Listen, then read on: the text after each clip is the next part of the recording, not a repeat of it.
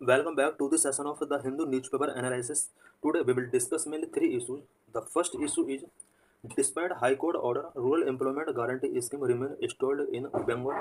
The second issue is why a progressive Indian policy on Myanmar is more than plausible. And the third issue is the election commission must be more transparent and impartial in its actions. So let's discuss all the issues in detail. As per the Calcutta High Court's directive, MNREGA will resume in Bengal from August 1। Calcutta High court के direction के according MNREGA waste Bengal के अंदर 1 अगस्त से resume हो जाना चाहिए, but ऐसा नहीं हुआ है। Hi news, Calcutta High Court directed West Bengal to resume the Mahatma Gandhi National Rural Employment Guarantee Scheme मनरेगा in West Bengal. Calcutta High Court ने वेस्ट बंगाल गवर्नमेंट को डायरेक्ट किया है कि वेस्ट बंगाल के अंदर मनरेगा रिज्यूम हो जाना चाहिए। High Court order to resume the scheme from August 100 days of guaranteed wages employment rural household. High Court ने ऑर्डर रिलीज किया है कि अगस्त 1 से मनरेगा जो कि 100 डेज की गारंटी देता है रूरल हाउस होल्ड के लिए, 1 अगस्त से ये रिज्यूम हो जाना चाहिए था। The funds have been installed since March 2022 over allegations of corruption in the implementation of the scheme. मार्च 2022 से मनरेगा से रिलेटेड फंड वेस्ट बंगाल के अंदर इंस्टॉल्ड कर दिए गए थे, बिकॉज मनरेगा स्कीम के इम्प्लीमेंटेशन में कुछ करप्शन से रिलेटेड एलिगेशंस वहां पर शो हुए थे। The centre involve section 27 of the MNREGA 2025 which allow for stoppage of fund for violation of rules in implementation of scheme by the state. MNREGA के सेक्शन 27 के अकॉर्डिंग अगर कोई स्टेट मनरेगा स्कीम को उससे रिलेटेड जो रूल्स है अगर वायलेशन करता है तो इसके लिए फंड का स्टॉपेज कर दिया जाता है। वेस्ट बंगाल के अंदर भी मनरेगा के इम्प्लीमेंटेशन में कुछ इसी तरह के वायलेशंस यहाँ पर शो हुए थे, जिसकी वजह से सेंट्रल गवर्नमेंट ने मनरेगा से रिलेटेड फंड रिलीज करना स्टॉप कर दिया था।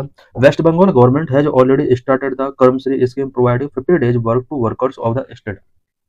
वेस्ट बंगाल गवर्नमेंट ने वेस्ट बंगाल के अंदर कर्मश्री स्कीम जो कि मनरेगा की तरह ही है, इसको ऑलरेडी स्टार्ट कर दिया है।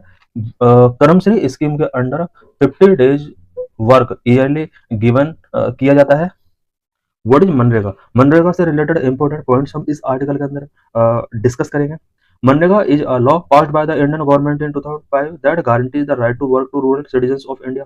मनरेगा एक लॉ है जो कि 2005 में इंडियन गवर्नमेंट के द्वारा पास किया गया था। ये लॉ रूरल इंडियन सिटीजंस को राइट टू वर्क की गारंटी गिवन करता है। Under this scheme the government assured a minimum of 100 days of unskilled manual work to adult member of an eligible rural household। इस scheme के under unskilled manual work rural household को provide कराया जाता है और specially minimum of 100 days work इसके under guarantee given की जाती है। Main objective to provide employment to rural citizens and improve their economic conditions. Rural citizens को एम्प्लॉयमेंट प्रोवाइड कराना और उनकी इकोनॉमिक कंडीशन को इम्प्रूव करना इस स्कीम का मेन ऑब्जेक्टिव है। What are the key provisions of MNREGA? MNREGA scheme के की प्रोविजंस क्या क्या है? Number 1, eligibility criteria for receiving the benefit of the MNREGA scheme. Eligibility criteria are citizen of India, 18 years of age at the time of application, rural household, willing to do unskilled work. किसी भी member को अगर MNREGA scheme से benefit receive करना है तो उसके लिए उस पर्सन को इंडिया का सिटीजन होना चाहिए। एप्लीकेशन के टाइम उसका 18 ईयर्स एज होना चाहिए, रूरल हाउस होल्ड होना चाहिए, अनस्किल्ड वर्क करने के लिए वो विलिंग होना चाहिए। Number 2, guaranteed employment guarantees 100 days of unskilled employment to all willing rural citizens at the government set minimum wage. इस स्कीम के अंडर 100 डेज की गारंटी 1 ईयर में गिवन की जाती है और वेजेज गवर्नमेंट के द्वारा इसमें सेट किया जाता है time to time. Number 3, unemployment allowances. If work is not given within 15 days, the applicant is entitled to receive an unemployment allowance. 15 days के अंदर अगर वर्क गिवन नहीं किया जाता है तो एप्लीकेंट को अनएम्प्लॉयमेंट अलाउंस इसमें गिवन किया जाता है। This allowance is 1/4 of the minimum ways for the first 30 days and half of the following period. ये जो अलाउंस गिवन किया जाएगा गवर्नमेंट के द्वारा वो फर्स्ट 30 डेज के लिए मिनिमम वेज का 1/4 गिवन किया जाता है एंड फॉलोइंग पीरियड का हाफ इसमें गिवन किया जाता है। Number 4, social audit. A social audit is a powerful tool for community participation, social transformation, and government accountability. MNREGA का सोशल ऑडिट भी कराया जाता है, जो कि कम्युनिटी पार्टिसिपेशन के लिए, सोशल ट्रांसफॉर्मेशन के लिए एंड गवर्नमेंट अकाउंटेबिलिटी के लिए एक पावरफुल टूल होता है। MNREGA section 17 has mandated social audit of all works educated under the MNREGA. MNREGA के सेक्शन 70 ये मैंडेट करता है कि मनरेगा के अंडर जो भी वर्क एग्जीक्यूट किए जाएंगे उनका सोशल ऑडिट होगा। Number for preference of employment near a residence. The work provided within 5 km radius of the applicant's village. A travel allowance provided for work beyond this radius. MNREGA scheme के under किसी भी applicant को उसके residence या उसका जो village है उसके 5 किलोमीटर रेडियस के अंडर ही वर्क प्रोवाइड कराया जाएगा। इन एनी केस अगर 5 किलोमीटर के बियॉन्ड वर्क प्रोवाइड कराया जाता है तो उस एप्लीकेंट या वर्कर को ट्रेवल अलाउंस प्रोवाइड कराया जाता है। Number 6 decentralized planning. Panchayati Raj institutions take the lead role in planning, implementing and monitoring the allocated and executed work. मनरेगा का प्लानिंग, इम्प्लीमेंटेशन एंड मॉनिटरिंग के लिए पंचायती राज इंस्टीट्यूशंस PRI एक लीड रोल प्ले करते हैं। Gram sabha are given the authority to suggest work. मनरेगा के अंदर कौन कौन सा वर्क कराया जा सकता है उसके लिए ग्राम सभा को अथॉरिटी दी गई है कि वो वर्क सजेस्ट कर सकते हैं। Implementing agencies are responsible for providing proper working conditions, medical facilities and compensation. Implementing agencies जो भी है मनरेगा की वो मनरेगा वर्कर्स को proper working condition, medical facilities and compensation provide करने के लिए रिस्पॉन्सिबल होते हैं। Number 7 payments are made on a weekly basis and can not be delayed more than 15 days, otherwise compensation is provided for a delay. मनरेगा के under weekly basis पर payment made किए जाते हैं और 15 डेज से मोर टाइम के लिए इन्हें डिले नहीं किया सकता, अदरवाइज डिले के लिए कंपेंसेशन का प्रोविजन किया गया है। Number 8 complaint can be made and must be addressed with in 7 days। Complaint अगर किसी वर्कर्स के हैं तो उन्हें सुना जाएगा एंड 7 days के अंदर उस कंप्लेंट को एड्रेस किया जाएगा। How has MNREGA evolve over time. Over time MNREGA किस तरह से इवॉल्व हुआ। Since 2005 MNREGA has evolve into a powerful instrument for rural development and social protection in India. 2005 से ही MNREGA rural development and social protection के लिए एक पावरफुल इंस्ट्रूमेंट के तौर पर इवॉल्व हुआ है। Data show that on any given day some 15 million people work under the program at 1.4 million sites. Data ये शो करता है कि किसी एक दिन मनरेगा के अंडर लगभग 15 मिलियन पीपल ने वर्क किया। It means about 1 crore 1 crore 50 lakh लोगों ने एक ही दिन में वर्क किया था और अबाउट 1.4 मिलियन साइट्स पर ये वर्क किए गए थे। There has been a steady decline in the budget allocation for the scheme. इस स्कीम के लिए बजट का allocation year by year reduce हो रहा है, जो कि एक कंसर्न इशू है। Government cut the spending. अब यहाँ पर हम देखेंगे कि गवर्नमेंट ने किस तरह से मनरेगा के लिए स्पेंडिंग को कट किया है। ₹98,468 crore for the year 2021-22। MNREGA के अंडर ईयर 2021-22 में अबाउट 98,468 करोड़ रुपीज का बजट सेट किया था। वहीं 2022-23 यानी next year about 89,400 rupees crore का बजट सेट किया था। नेक्स्ट ईयर 2023 में लगभग 60,000 तक ये रिड्यूस हो गया। In more than 15 years of its implementation, मनरेगा has generated more than 31 billion percentage of employment and the government has spent over rupees 6.4 lakh crore on this demand driven program। MNREGA एक demand driven programme है जिसके under अभी तक government ने about 6.4 lakh crore rupees का spending किया है। This scheme has introduced several technological tools to make the implementation more transparent and efficient, such as online registration, electronic fund transfer, and geotagging through mobile app। इस scheme के under several technological tools भी introduce किए गए हैं so that MNREGA scheme को transparent and efficient बनाया जा सके। सेवरल टेक्नोलॉजी के टूल के under under online registration process start किया गया। फंड ट्रांसफर के लिए इलेक्ट्रॉनिक मीन्स फॉलो किए गए एंड मोबाइल ऐप्स के थ्रू इसका जियो टैगिंग किया जाता है। The national mobile monitoring software NMMS app was made mandatory in January 2023। It demands online attendance from employees twice a day. जनवरी 2023 से national mobile monitoring software NMMS app launch किया गया था और ये मैंडेट करता है कि एम्प्लॉइज जो है वो twice a day online attendance को NMMS प्लेटफॉर्म पर वो फिल करेंगे। To achieve better convergence of resources and efforts, scheme has been integrated with other programs such as National Rural Livelihood Mission, प्रधानमंत्री आवास योजना and the स्वच्छ भारत अभियान। इस scheme को इस स्कीम को अदर प्रोग्राम के साथ भी इंटीग्रेट किया गया है, such as National Rural Livelihood Mission NLRM के साथ इसको इंटीग्रेट किया गया है। प्रधानमंत्री आवास योजना के साथ इस स्कीम को इंटीग्रेट किया गया है। साथ ही स्वच्छ भारत अभियान के साथ भी इस मनरेगा स्कीम को कनेक्ट किया गया है। What is the significance of MNREGA? MNREGA scheme का क्या सिग्निफिकेंस है? Number one, MNREGA program aims to provide paid employment opportunity for the people in rural areas. MNREGA program rural areas के पीपल के लिए employment opportunities, especially paid employment opportunities provide करता है। Number two, infrastructure. MNREGA has help to improve the infrastructure to accessibility of basic services in rural area such as water, sanitation and housing. MNREGA scheme के तहत rural infrastructure को काफी better किया गया है, so that rural people को better water, sanitation and housing से related basic services access हो सके।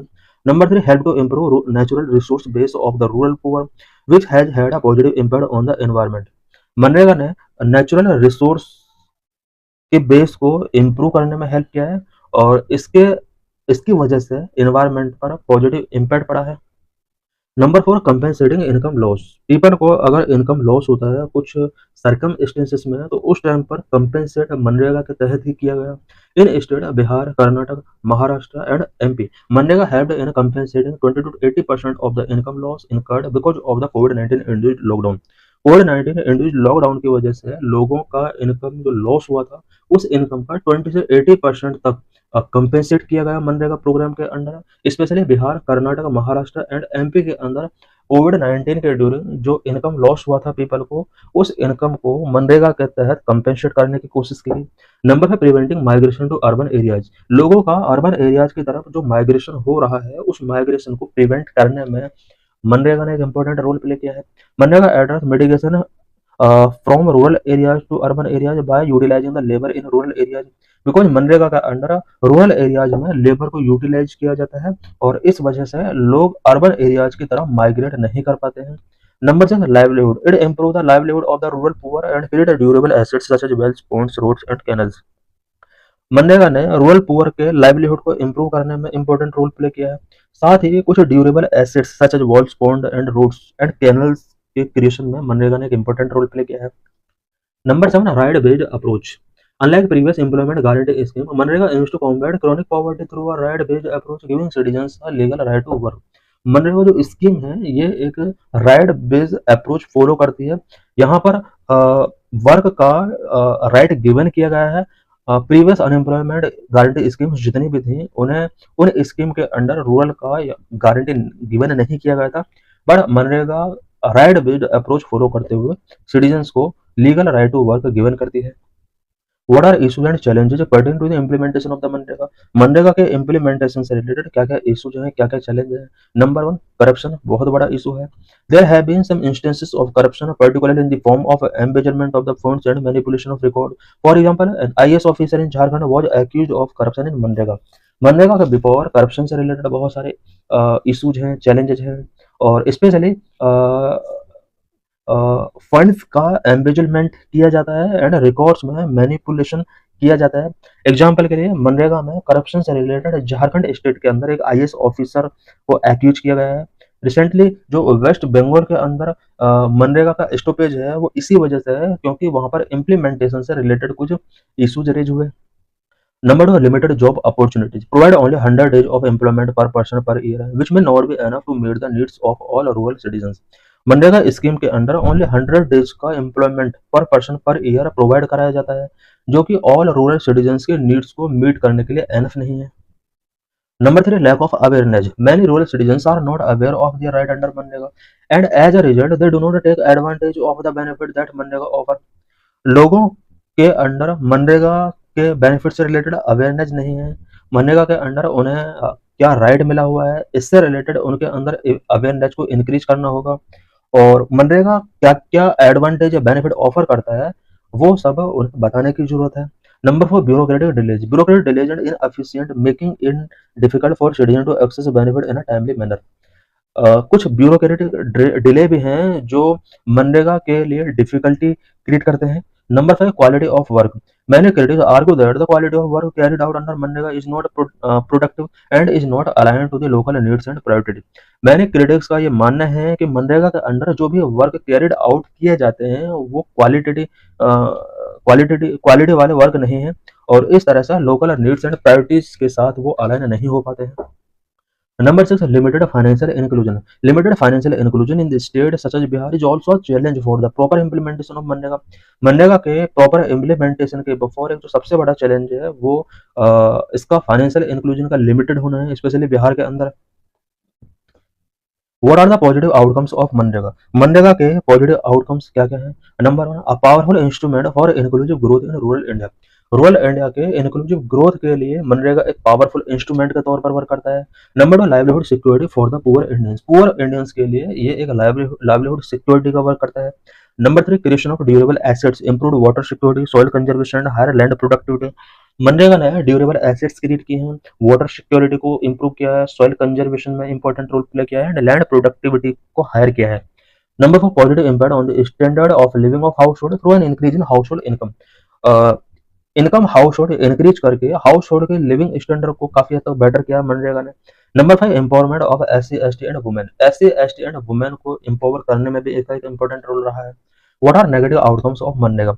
मनरेगा के नेगेटिव आउटकम्स क्या क्या है? Number 1, no regular social audit.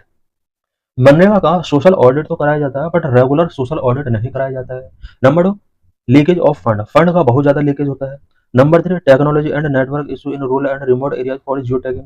Geo tagging के लिए remote areas and rural areas में जो टेक्नोलॉजी एंड नेटवर्क इशूज हैं वो मनरेगा के बिफोर एक इंपॉर्टेंट चैलेंज है। Number 4, delay in payment of wages. Wages के पेमेंट में कभी कभी 15 डेज से ज्यादा डिले हो जाता है जबकि 15 डेज से ज्यादा डिले नहीं होना चाहिए। Number 5, low wage rate. इसका जो वेज रेट है वो काफी लो है। Various reforms that can make the MNREGA programme successful. कौन कौन से रिफॉर्म किए जाने चाहिए जिसने जो कि मनरेगा प्रोग्राम को सक्सेस कर सकता है? Number 1, urban MNREGA. जिस तरह से रूरल एरियाज के अंदर मनरेगा प्रोग्राम इंप्लीमेंट किया गया उसी तरह से अर्बन एरियाज में भी कुछ मनरेगा जैसी ही स्कीम या मनरेगा को ही एक्सपेंड किया जा सकता है। One suggestion related to employment under MNREGA is to extend it to the urban areas. एक सजेशन ये भी गिवन किया जाता है कि मनरेगा को फुल्ली तरीके से सक्सेस करने के लिए इसको अर्बन एरियाज तक एक्सटेंड कर देना चाहिए। This can help address the issue of unemployment in urban areas and provide employment opportunity for the low skilled workers. MNREGA को अगर अर्बन एरियाज के अंदर स्पेंड कर दिया जाता है तो अर्बन एरियाज की जो अनएम्प्लॉयमेंट से रिलेटेड इशूज है उनको एड्रेस किया जा सकता है। साथ ही अर्बन एरियाज में भी कुछ पीपल ऐसे होते हैं जो लो स्किल्ड वर्कर हैं, उन्हें भी एम्प्लॉयमेंट अपॉर्चुनिटीज इस प्रोग्राम के थ्रू प्रोवाइड कराया जा सकता है। Number 2, universal basic income can be a substitute for MNREGA as it is more efficient and less leaky than current welfare scheme like MNREGA. दूसरा जो सजेशन यहाँ पर गिवन किया जाता है वो ये किया जाता है कि मनरेगा की जगह पर यूनिवर्सल बेसिक इनकम एक सब्सटीट्यूशन के तौर पर यूज किया जा सकता है बिकॉज यूनिवर्सल बेसिक इनकम के अंडर ये more efficient and less leaky हो सकता है मनरेगा के कंपेयर में। Number 3, convergence of MNREGA with other scheme. MNREGA scheme को अदर स्कीम के साथ कन्वर्ज कर देना चाहिए। It can help ensure that MNREGA project are aligned with the larger goals of these schemes and can also help improve the sustainability of the project. MNREGA scheme को अगर other scheme के साथ converge कर दिया जाता है तो इससे मनरेगा प्रोजेक्ट जो है वो अपने लार्जर गोल को अचीव कर सकता है एंड प्रोजेक्ट की सस्टेनेबिलिटी को इम्प्रूव करने में हेल्प मिल सकती है। Number 4, innovative measures. Another suggestion is to introduce innovative measures such as using a digital platform for transparency, monitoring and grievance redressal. MNREGA को सक्सेस करने के लिए कुछ इसके अंडर इनोवेटिव मेजर्स इंट्रोड्यूस किए जा सकते हैं सच एज मनरेगा के अंडर ट्रांसपेरेंसी को एनहांस करने के लिए, मॉनिटरिंग करने के लिए एंड ग्रीवेंस रिड्रेसल के लिए डिजिटल प्लेटफॉर्म का यूज किया जा सकता है। Linking MNREGA with the private sector to increase job opportunities. Job opportunities को इंक्रीज करने के लिए मनरेगा को प्राइवेट सेक्टर के साथ लिंक किया जा सकता है। Involving panchayati raj institution in the implementation of the programme. MNREGA programme के इम्प्लीमेंटेशन के लिए पंचायती राज इंस्टीट्यूशंस को इसके साथ इन्वॉल्व करना होगा। Number 5, social audit to improve the implementation of the MNREGA there is a need to mandatorily hold social audit every 6 month. MNREGA के implementation को इम्प्रूव करने के लिए एवरी 6 मंथ में इसका जो सोशल ऑडिट है उसको मैंडेटरी कर देना चाहिए। Number 6 job card should be issued only to individuals who are eligible for employment under MNREGA, not to elected PRA representatives and MNREGA officers. Present में क्या होता है कि जॉब कार्ड जो गिवन किए जाते हैं वो elected PRI representatives and MNREGA officers को भी रिलीज कर दिए जाते हैं, जबकि ऐसा नहीं होना चाहिए। मनरेगा जॉब कार्ड ओनली उन्हीं पर्सन्स को रिलीज किए जाने चाहिए जो कि मनरेगा के अंडर एम्प्लॉयमेंट के लिए एलिजिबल हैं। This is PYQ related to this article. Question: among the following who are eligible to benefit from the Mahatma Gandhi National Rural Employment guarantee act 2011 में क्वेश्चन पूछा गया था। And the correct answer is adult members of any house hold. किसी भी house hold के जो adult member हैं उन्हीं को मनरेगा स्कीम से बेनिफिट गिवन किया जा सकता। India needs a progressive policy on Myanmar. In this article we will discuss what type of policy India needs related to Myanmar. What is issue? In July month, the Myanmar junta ended the country's state of emergency and called for elections in December. Myanmar के अंदर last month जनता ने, जो कि वहाँ का military है, उसने state के अंदर इमरजेंसी एंडेड करने का डिक्लेयर किया एंड दिसंबर मंथ में इलेक्शंस कंडक्ट कराने के लिए उसने डिसीजन टेकिंग किया है। Military in Myanmar which overthrew the elected civilian government in February 2021 continue to kill men and displace its own people. Myanmar के अंदर मिलिट्री ने 2021 में इलेक्टेड सिविलियन गवर्नमेंट को ओवरथ्रो किया था एंड उसके बाद कंटिन्यू सिविलियन का किलिंग इन्होंने किया एंड पीपल को डिस्प्लेस करने का भी इन्होंने काम किया। India has steadfastly maintain formal relations with this region which has so far murdered more than 5000 people and displaced some 2.5 million people.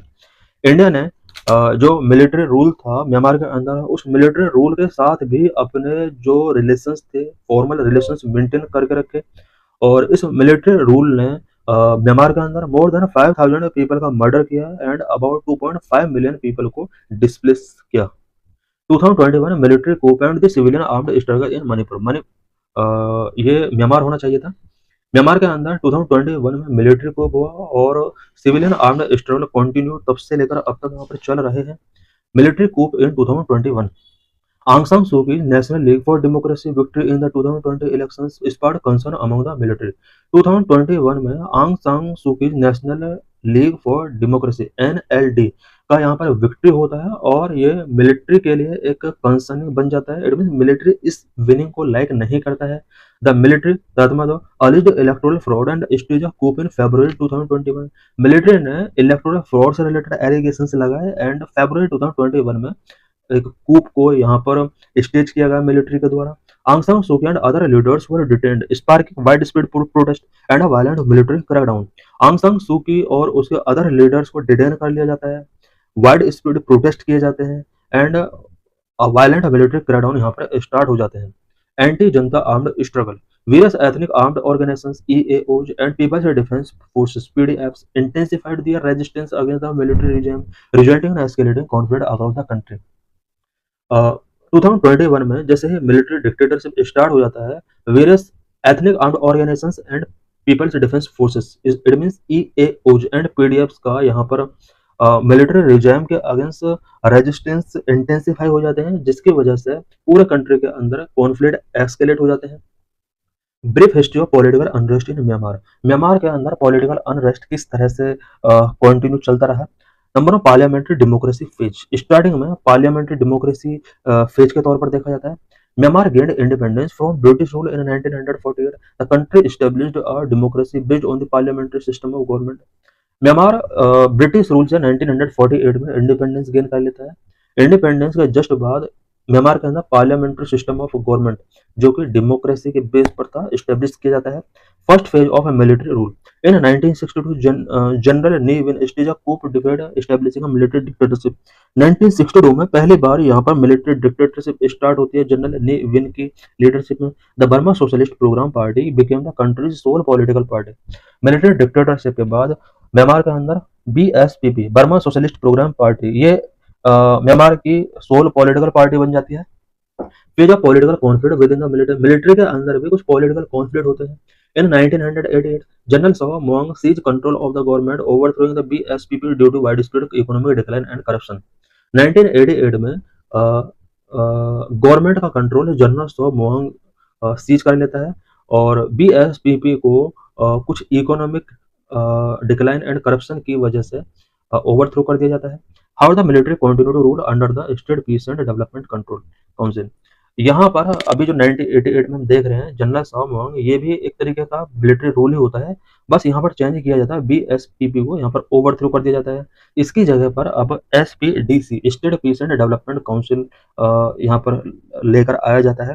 फिर जो democratic transition in 2010 the SPDC held elections paving the way for a quasi civilian government. 2010 में SPDC state piece and development council यहाँ पर elections conduct कराता है और election conduct कराने के बाद क्वासी सिविलियन गवर्नमेंट का जो वे होता है वो सेट किया जाता है। आंग सान सू की national league for democracy won the 2015 election. 2015 में भी इलेक्शन होते हैं और इस इलेक्शन में आंग सान सू की जो national league for democracy NLD होती है, इसकी यहाँ पर विनिंग होती है। Issue massive influx of refugee in India. India के लिए जो सबसे बड़ा इशू है वो रिफ्यूजीज का मैसिव इन्फ्लक्स है।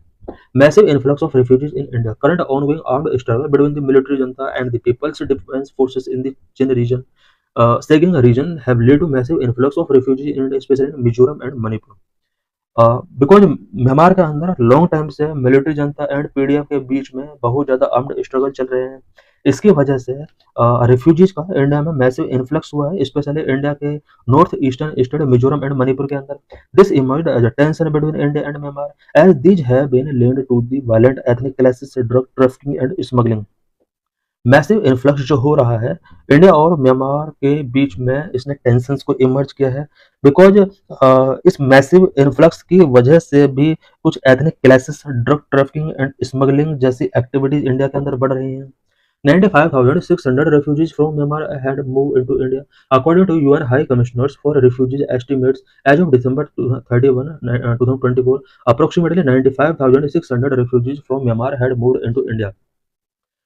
यूएन हाई कमिश्नर के अकॉर्डिंग दिसंबर 2024 तक इंडिया के अंदर म्यांमार की तरफ से अबाउट 95,600 रेफ्यूजीज का माइग्रेशन हुआ। Of these about 73,400 refugees reportedly reached India after the recent military coup। Recent military coup के बाद इंडिया के अंदर अबाउट 73,400 रेफ्यूजीज इंडिया के अंदर रिपोर्ट किए गए। Porous border are difficulty, because India और म्यांमार का जो बॉर्डर है वो काफी पोरस है, ये भी एक डिफिकल्टी है। Due to the porous border it is difficult to accurate estimate the number of Myanmar refugees in India. India के अंदर नंबर ऑफ रिफ्यूजीज को एस्टिमेट करना इसलिए भी डिफिकल्ट है क्योंकि इंडिया और म्यांमार का जो बॉर्डर है वो काफी पोरस बॉर्डर है। The influx of Myanmar refugees has generated diverse responses in India north eastern state. एक सबसे बड़ा चैलेंज जो है वो ये है कि इंडिया का जो नॉर्थ ईस्टर्न स्टेट है, रिफ्यूजीज का जो इन्फ्लक्स हो रहा है उनका कोई डाइवर्स रिस्पॉन्स है। कुछ लोग चाहते हैं कि ये जो रिफ्यूजीज आए हैं ये उनके रिलेटिव हैं और सभी लोगों के इस पर डाइवर्स रिस्पॉन्स है। Considerable empathy for the refugees by north eastern. In Mizoram, various civil society organizations and the state government has shown considerable empathy for the refugees due to their shared ethnic identity. Shared ethnic identity की वजह से north eastern के कुछ state such as Mizoram इन refugees के प्रति कुछ empathy show कर रहे हैं। Disturbing the fragile ethnic balance इन मणिपुर। मणिपुर के अंदर जो एथनिक बैलेंस है वो बहुत ज़्यादा डिस्टर्ब हुआ है। In Manipur, there are concerns that the influx of refugees is disturbing the fragile ethnic balance and has become an important variable in the Meitei-Kuki conflict. Manipur जैसे स्टेट के अंदर फ्रेजाइल एथनिक बैलेंस यहाँ पर disturb हुआ है और मणिपुर के अंदर जो मैतेई-कुकी कॉन्फ्लिक्ट हैं, इस तरह के जो कॉन्फ्लिक्ट हैं वो कहीं ना कहीं इन इन्फ्लक्स की वजह से ही इंक्रीज हो रहे हैं। Should FMR be abolish? FMR में फ्री मूवमेंट रिजिम, क्या इसको एबोलिश कर देना चाहिए? FMR should be abolished to maintain internal security and to maintain the demographic structure of India's northeastern state bordering Myanmar. Free movement regime का जो system है internal security को मेंटेन करने के लिए उसको अबोलिश कर देना चाहिए। साथ ही इंडिया के नॉर्थ ईस्टर्न स्टेट के अंदर डेमोग्राफिक स्ट्रक्चर को मेंटेन करने के लिए बहुत ही इंपॉर्टेंट है। Free movement regime FMR।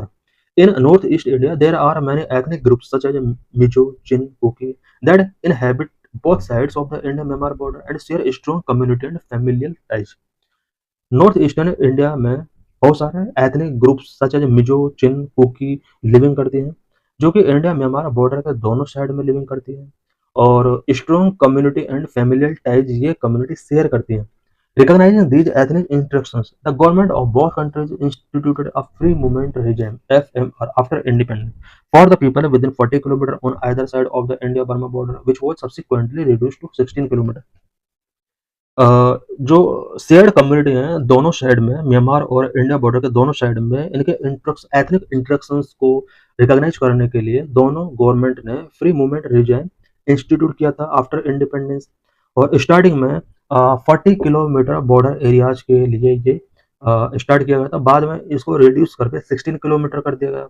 It means India Myanmar border के 16 किलोमीटर के अंडर ये जो कम्युनिटी हैं जो अपना शेयर एथनिक सिस्टम शेयर करते हैं, ये 16 किलोमीटर के अंडर मूवमेंट कर सकते हैं। The FMR allowed people in the designated areas to move across the border without any paperwork such as visa। FMR के लिए किसी टाइप के पेपर वर्क या वीजा की जरूरत नहीं है, वो बॉर्डर एरियाज में एक कंट्री से दूसरे कंट्री ट्रेवल कर सकते हैं। Additionally a wide range of economic activities such as border huts were established to encourage local cross-border trade and promote livelihood। Cross border trade and livelihood को promote करने के लिए wide range of economic activities border areas में start की गई, such as border hertz यहाँ पर establish किए गए। In Manipur, there are concerns that the influx of refugees is disturbing the fragile ethnic balance and has become an important variable in the Meitei-Kuki conflict।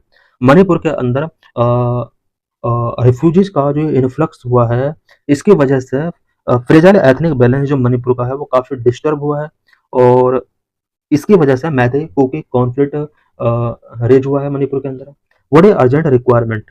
Urgent requirement क्या है? Number need to arrest consolidation of unhealthy relations. दोनों countries के बीच में है जो unhealthy relations हैं उसको अरेस्ट करने की जरूरत है, उसको प्रिवेंट करने की जरूरत है। To ensure peace in the region, the consolidation of unhealthy relationship between Indian insurgent group and armed group across the border need to be arrested. For this it is imperative to engage various ethnic organisation in Myanmar. Myanmar के अंदर जो various ethnic organisations हैं उनके साथ हमें engage करने की जरूरत है। Number 2, need to provide humanitarian relief provide करने की नीड है।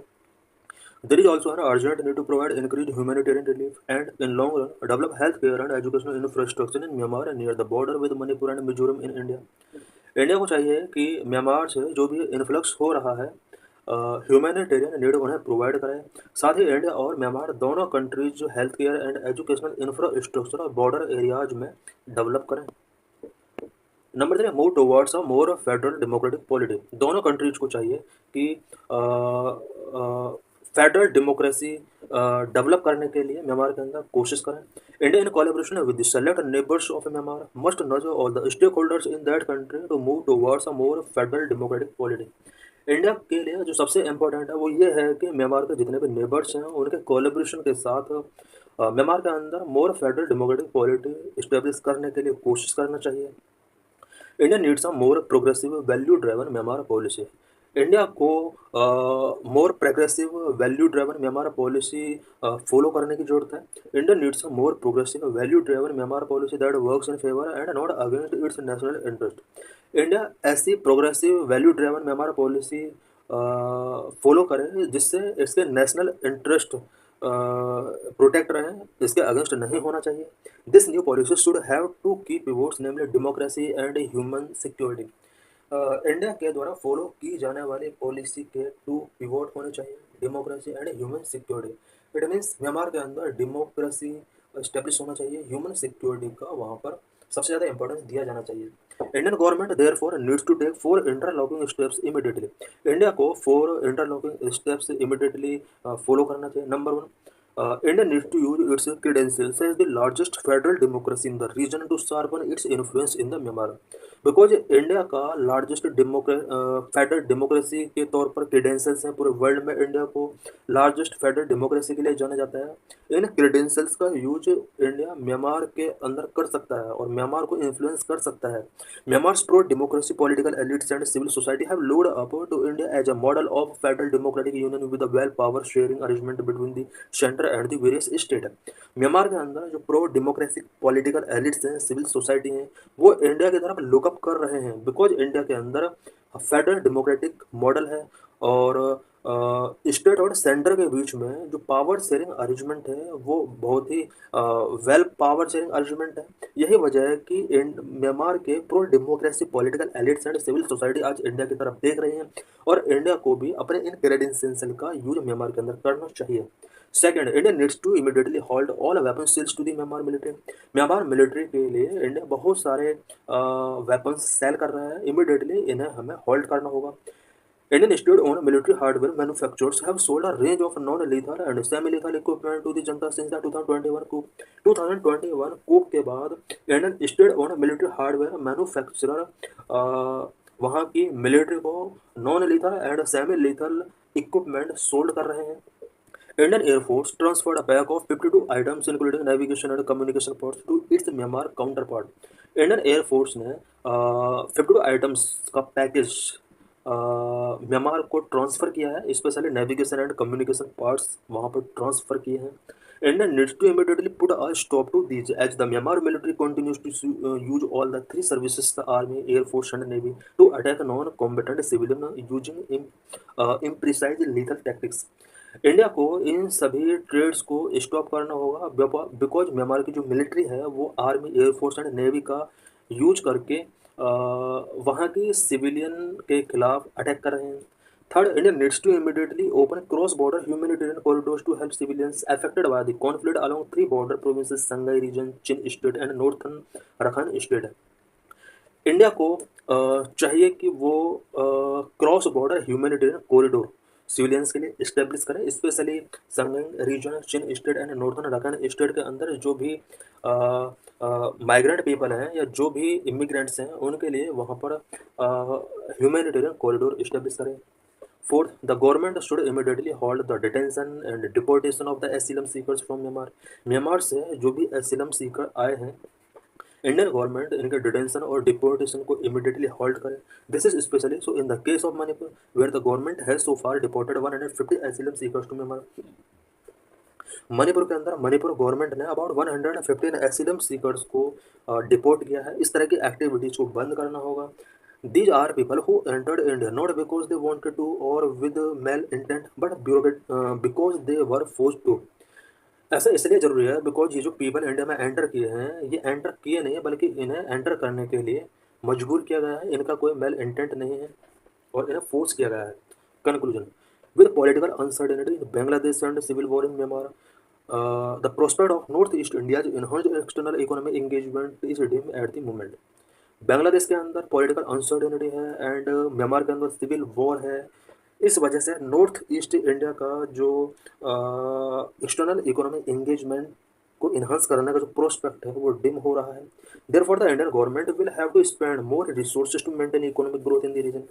इसलिए इंडियन गवर्नमेंट को नॉर्थ ईस्टर्न स्टेट के अंदर इकोनॉमिक ग्रोथ को मेंटेन करने के लिए ज़्यादा से ज़्यादा रिसोर्स पर स्पेंड करना होगा। Long term border management practices in north east India should be increase economic interactions with south east Asian countries. India को चाहिए कि वो नॉर्थ ईस्ट इंडिया के बॉर्डर मैनेजमेंट का लॉन्ग टर्म सॉल्यूशन निकाले so that south east Asian countries के साथ economic interactions को इंक्रीज किया जा सके। The election commission of India must be more transparent and impartial in its actions. In this article, we will discuss about various provisions of Election Commission of India. Why news? Recently, the serious charges being raised against the Election Commission of India by the leader of opposition in the Lok Sabha, Rahul Gandhi. Recently, Election Commission of India के against कुछ serious charges opposition of Lok Sabha leader के द्वारा लगाए जा रहे हैं। He says that he has plans to disclose more information regarding discrepancies in the 2024 general elections. Leader of opposition ने कहा है कि वो 2024 के जनरल इलेक्शंस में जो भी डिस्क्रिपेंसीज की गई थी उसके रिगार्डिंग कुछ इन्फॉर्मेशन डिस्क्लोज करने वाले हैं। The election commission of India must be more transparent and impartial in its actions. Election commission of India को अपने एक्शंस में इम्पार्शियलिटी एंड ट्रांसपेरेंसी शो करनी चाहिए। What is the election commission of India? Election commission of India के बारे में कुछ important points हम इस आर्टिकल के अंदर डिस्कस करेंगे। The election commission of India is an autonomous constitutional body which is responsible for administering union and state election process in India.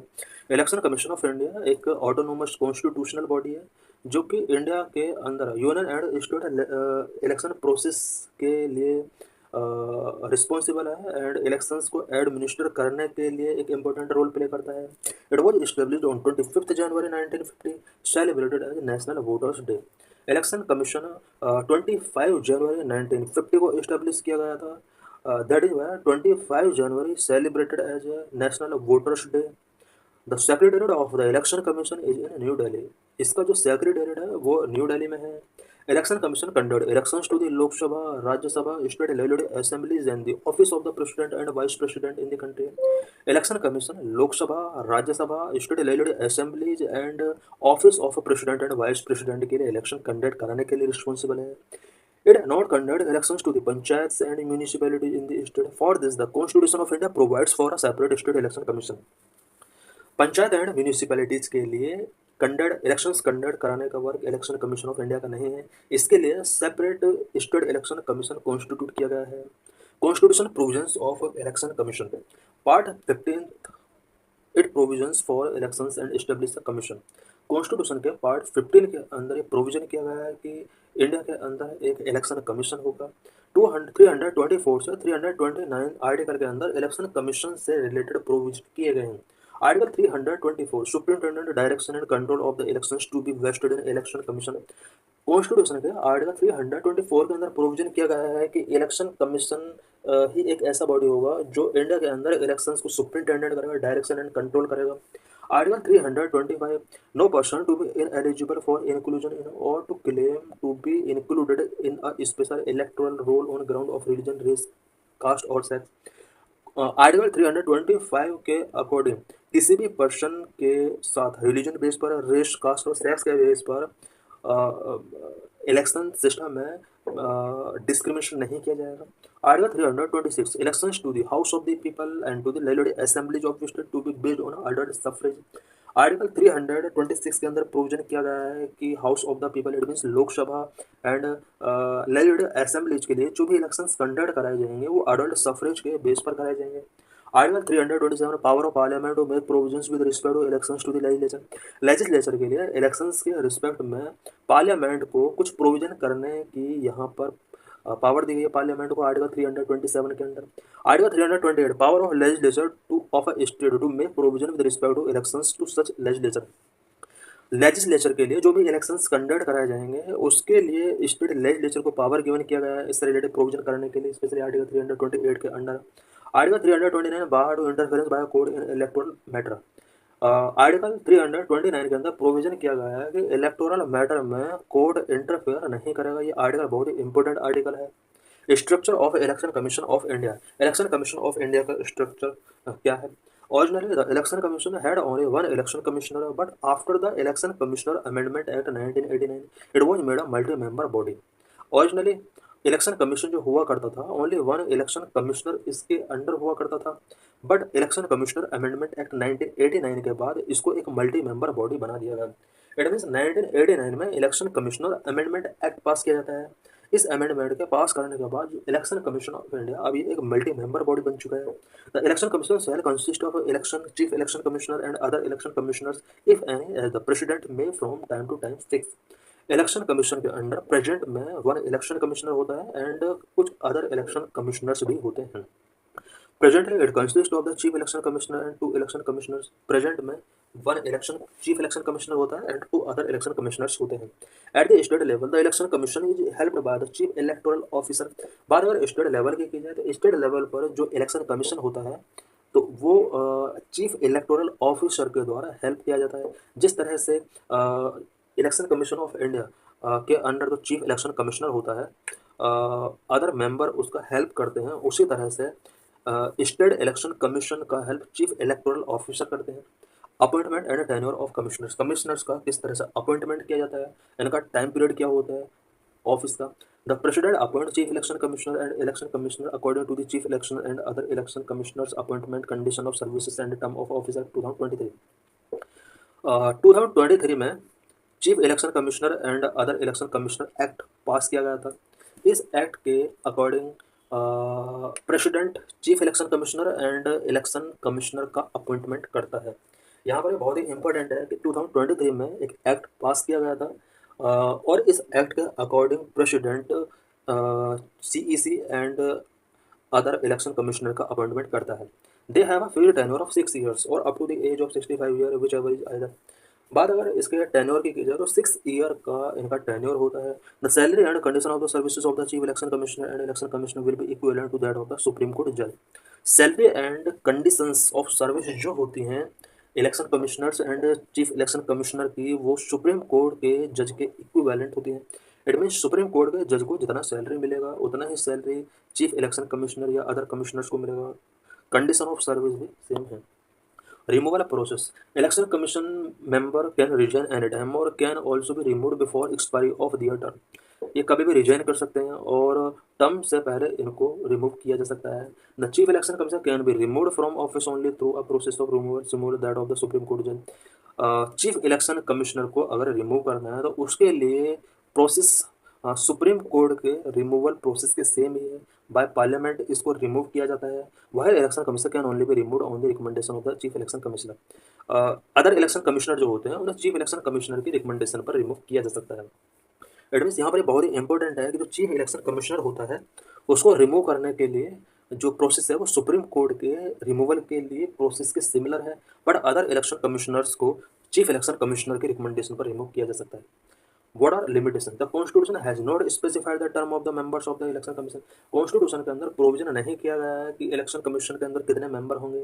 Has not prescribed the qualifications of the member of election commission. Election commission के member की qualifications क्या होंगे, ऐसा कुछ भी constitution के अंदर qualify prescribe नहीं किया गया। Has not divided the retiring election commissioners from any further appointment by the government. Government के फर्दर अपॉइंटमेंट के लिए डिबेयर इस तरह के इलेक्शन कमिश्नर्स को नहीं किया गया है कॉन्स्टिट्यूशन के अंदर। इट मीन्स कोई भी इलेक्शन कमिश्नर अगर रिटायर होता है तो उन्हें गवर्नमेंट के द्वारा फर्दर अपॉइंटमेंट किया जा सकता है। What is the procedure to appoint election commissioner? Election commissioner को अपॉइंट करने का प्रोसीजर है क्या?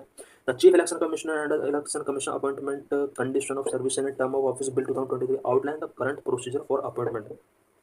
चीफ इलेक्शन कमिश्नर के अपॉइंटमेंट का जो करंट प्रोसीजर है वो CEC and other election commissioners act 2023 में प्रोविजन किया गया है। The president appoint the chief election commissioner and other election commissioners on the basis of the recommendation of a selection committee which includes the PM, a union cabinet minister and the LOP और leader of the largest opposition party in the Lok Sabha. Chief election commissioner and election commissioner का appointment जो होता है वो president करता है और इसके लिए एक सिलेक्शन कमेटी रिकमेंड करती है और इस सिलेक्शन कमेटी के under PM, union cabinet minister and leader of opposition होता है। A search committee headed by the law minister propose a panel of names to the selection committee. एक search committee होती है जो कि लॉ मिनिस्टर के द्वारा हेडेड की जाती है। वो कुछ नेम सिलेक्शन कमेटी के बिफोर रखते हैं। इट मीन्स हम देख सकते हैं कि सबसे पहले एक सिलेक्शन कमेटी होती है जिसको लॉ मिनिस्टर हेड करते हैं। ये कुछ नेम प्रपोज करते हैं कि चीफ इलेक्शन कमिश्नर किसको बनाया जाएगा। इसके बाद ये जो नेम होते हैं वो एक सिलेक्शन कमेटी, ये जो था ये सर्च कमेटी था जिसको लॉ मिनिस्टर हेड कर रहे थे। इसके बाद सिलेक्शन कमेटी को नेम फॉरवर्ड किए जाते हैं और इसके बाद प्रेसिडेंट को फॉरवर्ड किए जाते हैं। वही election commissioner and chief election commissioner का अपॉइंटमेंट करते हैं। This is PYQ related to this article. Consider the following statement. 2017 में क्वेश्चन पूछा गया था। The election commissioner of India is a 5-member body. This is wrong. The union ministry of home affairs decide this election schedule for the conduct of both general election and by-election. This is wrong. Election Commission resolve the dispute related to split of merges of recognized political party. This statement is right. This is means related question.